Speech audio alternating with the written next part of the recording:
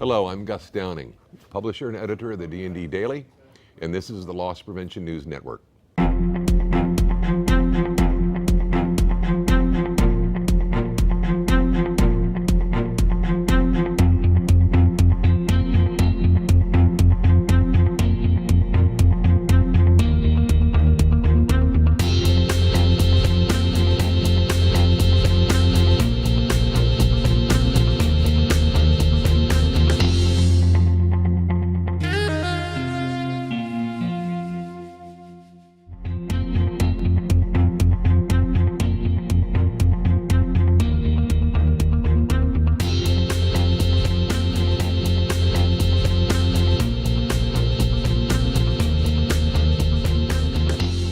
We're here today with this year's new member of the NRF's Loss Prevention Ring of Excellence group, Dan Doyle, the Chief Human Resource Officer for Beall's. Dan, congratulations and thanks for being here. Thank you very much, Gus. It's great to be here today.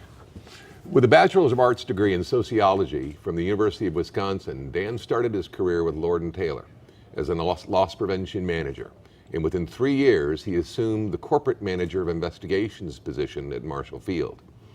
And in the 3 more years, he joined Beall's in Florida, and over the last 24 years has progressed to the Chief Human Resource Officer's position, a level very few obtain, and we're absolutely honored to have him with us today.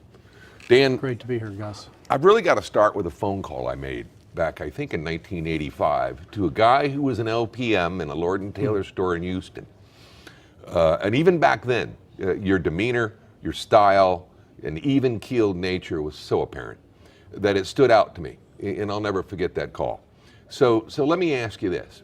How important is a person's approach to the business, the way they handle themselves, how they respond to crisis, and how they interact with the rest of the business, the operators, the merchants, the HR folks, and the entire organization?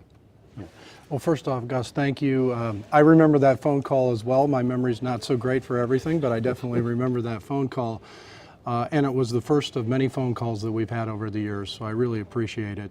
I think it's very important, your style, and the style for me happens to work, I think, but I think people want somebody who's cool under pressure, somebody that has stability, somebody that they can count on for a reaction when something happens, when you talk about a crisis. But beyond that, for me, passion is good, emotion isn't necessarily so good. So people that get emotional over things, people don't understand how they're going to react to things. So if you have a passion about getting something done, that seems to be more of an even thing than an up and down type thing. But I think it's highly important, and more important today probably than it was years ago in the retail business, where people seem to be a little bit more aggressive about how they went about things. Dan, you've progressed in your career now to the C level, and you started out as an LPM. How did you do it? What were some of the critical steps you took or learned along the way that allowed you to continue to obtain that next level and be as successful as you are? Well, I think we all know that some of this is timing, maybe good luck for being in the right place at the right time, but I would be absolutely remiss if I didn't say that I had some wonderful, wonderful teachers. When I worked for Lord & Taylor, there was Gordon Deshaw and Ed DeMarco and Tom Matthews, all of which had great LP careers themselves. At Marshall Fields, Lou Sheely, who's one of the Ring of Excellence people as well, Paul Cogswell. How could I fail with guys like that teaching me? Sure. I think a lot of success that people have is having good mentors and having good teachers along the way. So that's certainly a huge component of it. You mentioned my degree. It's in sociology. People say, what are you going to do with a sociology degree? So, well, I use it every day, in dealing with people. And really, we're in a total people business. Absolutely. So you got to have good people skills. And I think that's one of the things that's helped me come along and make that success. But, truly, I've been with a great organization, and assimilating into your organization and understanding how it works and understanding what makes you successful in that organization is highly critical. It doesn't necessarily mean that those things are going to work in the next organization that you would go to. So you need to be flexible in that regard. Mm-hmm. How about any epiphanies throughout your career? The moments that the light went on, when you looked back at a particular incident and it was a defining moment for you. Are there a couple of those you could share with us? Well, I think there's several. And one is, over my career, I've seen people come and go. And I think one thing that I recognized long ago is every day isn't going to be perfect. And, you can't get down and you can't get disgruntled. You got to keep fighting through it. And it'll be better soon. People leave and then wish they hadn't left. And they leave for all the wrong reasons. So, the epiphany is that it's not a perfect business, and not everything's going to be perfect every day, and you just kind of need to hang in there, and in the end they'll all kind of even out and it'll be better. One other epiphany is that this old saying that we've got one mouth and two ears. You need to listen twice as much as you talk.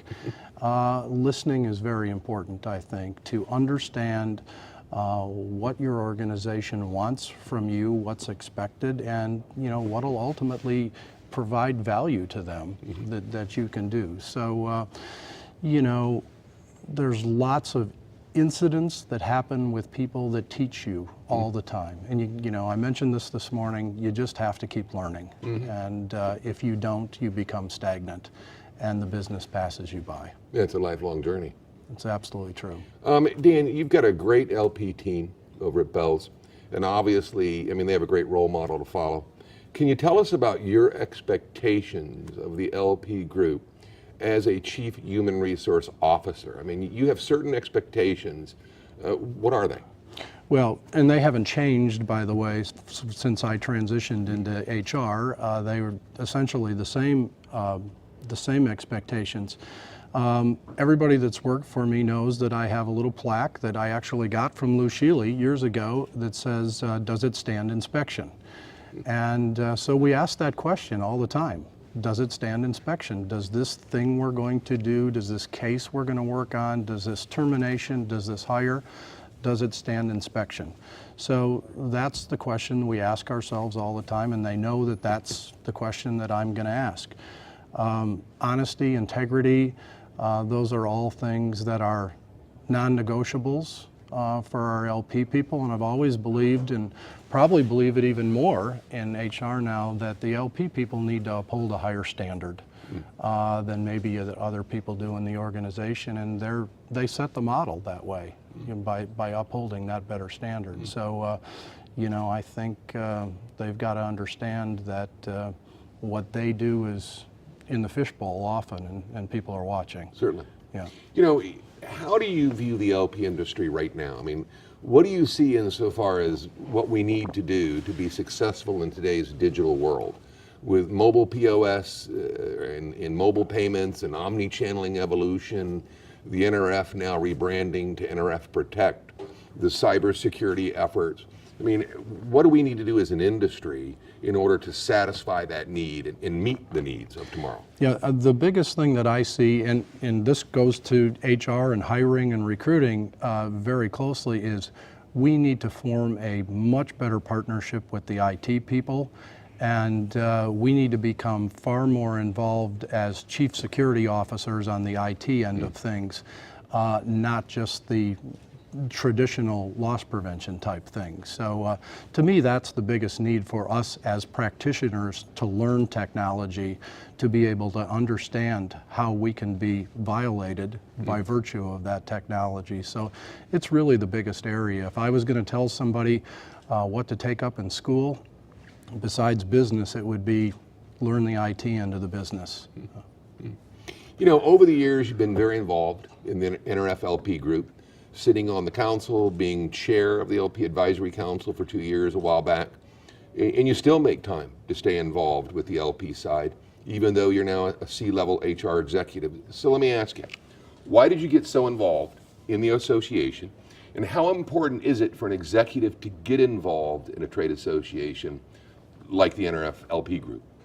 Well, first off, it's really fun. That's why I do it, and it's much easier if it's fun. But, I look at this a lot like, I think I look at politics, and that is, if you're going to sit and complain about things, get involved and try and fix it. You know, make a difference out there. So is it important? Well, sure, I think it's important. If people didn't participate and didn't do this, where would our industry be? So, you know, somebody told me once, if you're looking for somebody to make time to do something, find the busiest person, because they're always able to make time for some reason. So if you really want to do it, you can find the time, and it is important. It's important for your own development that you understand what's going on out there in the industry, but you also get a great feeling of satisfaction by having done something to further your industry, and the people that you end up working with really, you know, become lifelong friends. And so at the end of your career, you're going to look back and say, boy, those relationships were very valuable, and you know, it was meaningful in a number of different ways in that regard. So is there anything you'd like to do over in your career? Any do-over? Yeah, that was an interesting thought. Well, if I went back a little bit farther, I would have studied a whole lot harder in college. I can tell you that. But you know, I feel blessed. I think I've had some great mentors. I think I've stopped in some really good places. I thank the companies that I've worked for how they've treated me. And you know, it's the song says, you know, I've had some regrets, but too few to mention. So there isn't many things that I would change. Lastly, is there any advice you'd give to a young LP executive? What would it be? Well, you know, same things I said this morning. Learn something every day. You got to stay ahead of the business, but you need to be constantly learning. And I don't mean learning about LP. I mean learning the other parts of your business, because at the end of the day, we're not loss prevention people, we're retailers. I mean, we call ourselves rag merchants at our company, but we're trying to sell something to make a profit. And that makes us all retailers. So learn the business, learn the finance piece, learn the IT piece, learn what the merchants do, you know, spend time in the stores, understand all the aspects of your business. And that's what's worked for me, is really trying to get involved in those other parts of the business. And if somebody says, hey, you know, we think you might be able to do this, well, take it on and do it. But what's the worst that can happen? So that's the best advice I would give. And, you know, I guess there's one other piece, is surround yourself with good people. It's certainly worked well for me. You know, that is the people end of the business. And, you know, it's the people that run it. It's not the machines that run it. It's the companies that we work for are entities, but they're all run by people. And that's really what it's all about at the end. Great advice. Thanks for being here, and thanks for taking the time. My pleasure. I enjoyed it, and thanks for all your help and support over the years. Very much appreciated. Okay.